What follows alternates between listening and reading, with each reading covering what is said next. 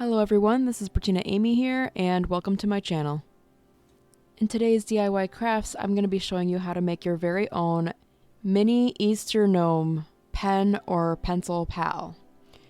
And I gave it the title pen or pencil because it could fit into either one. Just be mindful that it may be a little snug on a pencil, it'll probably fit better over the eraser. And if you need a larger hole within the pen pal, you're welcome to use a drill. I don't own one, so I will be using what I have. The first thing I'm going to do is I'm going to take one wooden spool and one wooden dowel cap, and I'm just going to glue them together with the holes matching up as best as I can. This is going to be creating the base for my little pen or pencil pal. Next, I'm going to take this pink sock from the Dollar Tree, and I'm just going to cut off the upper sort of like cuff area, I think is what it's called, and I'm going to use that to create the body. Originally when I was trying to put this together, I thought one layer would be enough, and then I thought I really want her to be nice, thick, and fluffy, so I went ahead and wrapped her around a second time, and I chose to completely trim off the excess at the bottom to where I'm not wrapping fabric underneath, so that way it does not have to be on the pen. It could be a, figurine.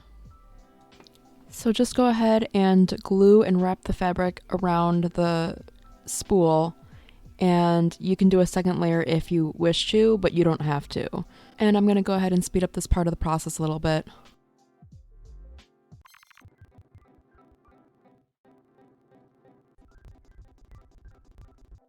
Once you get back to the original edge, go ahead and trim off the excess fabric and glue it all in, and you can easily cover up the seams just simply by doing a second layer as well. So it kind of serves two purposes. I wanted her to be plump, and I wanted to not show the original spool wood.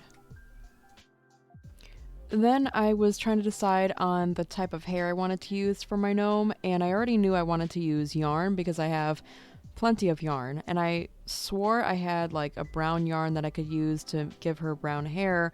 However, I don't recall if I actually have brown yarn anymore, so I decided to go with what I still have on hand, and from a very old, decades old at least, project, I still had this really pretty sort of purple-ish double tone or something like that of purple yarn. And I thought I loved the waves in it and things like that. I thought it would make a great hair for the gnome, seeing as it's going to be a girl. Although it doesn't really matter. It depends on what you want. But I decided to make it more modern, since why not? There's people that dye their hair all the time. So I decided to make braids using this yarn. So to make sure I have enough yarn to go ahead and make the braids, I go ahead and wrap the yarn around my hands several times. And I'm trying to account for the fact that I'll need 3 strands each to be able to create the sort of the braids itself. So once I over-exaggerate. I recommend that you over-exaggerate. It is better to have too much than too little. If you have too little, you have to start all over again. So it's highly recommended that you overdo it. And if you have too much, you could always trim it down. So after I roughly guesstimated and over-exaggerated the amount of yarn I would actually need, I go ahead and fold it in half and cut it, and fold it in half again and cut it, and fold it in half one more time and cut it, just so I could have potentially 3 strands each or whatever. And I wanted it to be simply just easily connected together in a center, and then just braid from either side. And you can see that in the video. So to tie the very center, I go ahead and take one of these rubber bands from the pack of poly bands, and I just wrap it around several times until it looks nice and tight into the center of the potential braids. And I'm going to go ahead and speed up this part of the process a little bit.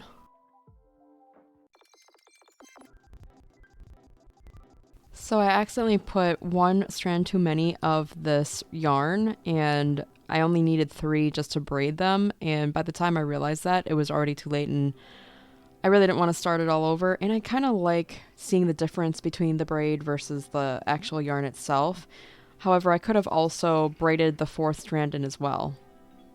But I go ahead and just go with it, and then I decide to go ahead and glue it as is after attaching first the nose, then I go ahead and glue on the hair strands. So while filming this video, I tried to use the poly bands to tighten up the braids or end the braids, and I was not really satisfied with how difficult it was, because every time I tried making it a tighter knot or tightening the actual band itself, it kept causing me to pull on the actual yarn and making it fray or look bad, in my opinion. So then I decided I'm just going to cut it out and just tie a knot using the actual yarn instead.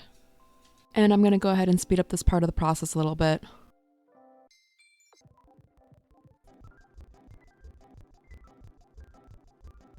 So when gluing on the nose, make sure you're just gluing the hole downwards so you don't see it, and also covering up the other hole with the hair and your hat when you make it. And I'm going to go ahead and speed up this part of the process a little bit.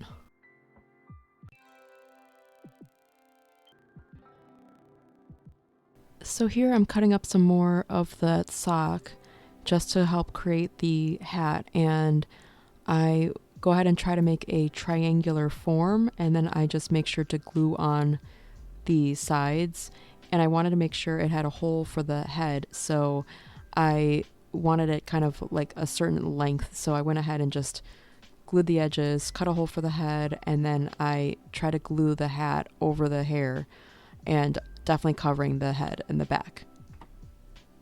Oh, just before you go ahead and glue the hat on, make sure you turn it inside out so the seams are on the inside, or the rough edges are on the inside. Turn it inside out and then glue the hat starting with the back to cover the head, and then try to get the top of the hat to cover over the hair and the nose specifically. And don't worry about this turning out perfectly yet or not, because we're actually going to create a brim anyways. And I'm going to go ahead and speed up this part of the process a little bit. Don't worry about this hat coming out perfectly. The most important thing is that it can at least stretch out far enough to cover the hair and the nose as best as you can. Like I said, you could always cover it up with a brim when you create the brim. Be sure to go ahead and trim off any excess fabric. And I'm going to go ahead and speed up this part of the process a little bit.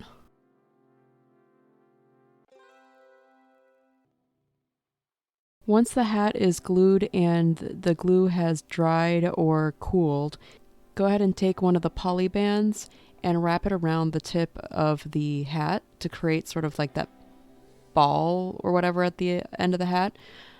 And then you have a nice fluffy hat, fluffy ball at the end of the hat that is very similar to what you would expect on a gnome's hat, I think.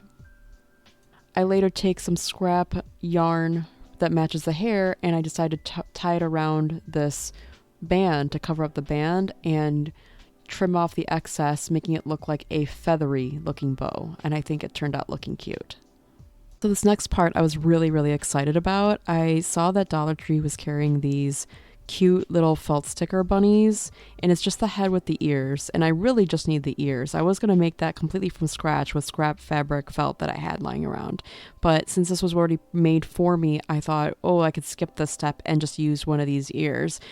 And I thought by keeping the whole face on, maybe that would make it more secure, but actually it just made it more bulky. But anyways, I would recommend that you just cut off the ears. And then what you're going to do is you're going to take a dab of the hot glue, put it at the very bottom of the ears where it would have connected to the head, and just put a dab in the center, pinch it with your fingers, and then you create this crease to have like sort of like a fold or whatever. I think it looks more natural that way. And do that to both ears, and then attach that to the hat. And make sure to remove the sticker backing, and then glue it with the hot glue for extra security. And the brim will be used to cover up any imperfections from where the ears meet the hat. And it'll also add extra security for the ears to stay in place as well. And I'm going to go ahead and speed up this part of the process a little bit.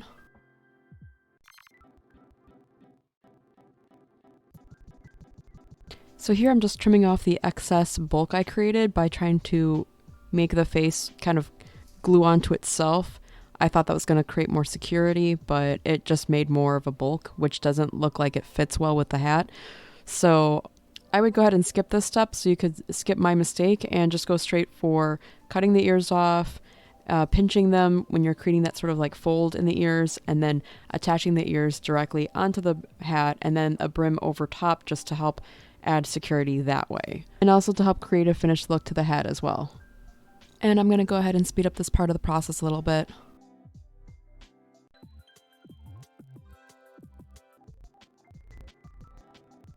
And for the brim, I just go ahead and cut extra fabric. I let it roll up on itself and glue it as is over the area in which it would be the brim anyways. And this fluffy material will blend within itself too. And I'm going to go ahead and speed up this part of the process a little bit. And go ahead and take this time to trim off any excess fabric or yarn anywhere that you see as issues. And I'm going to go ahead and speed up this part of the process a little bit.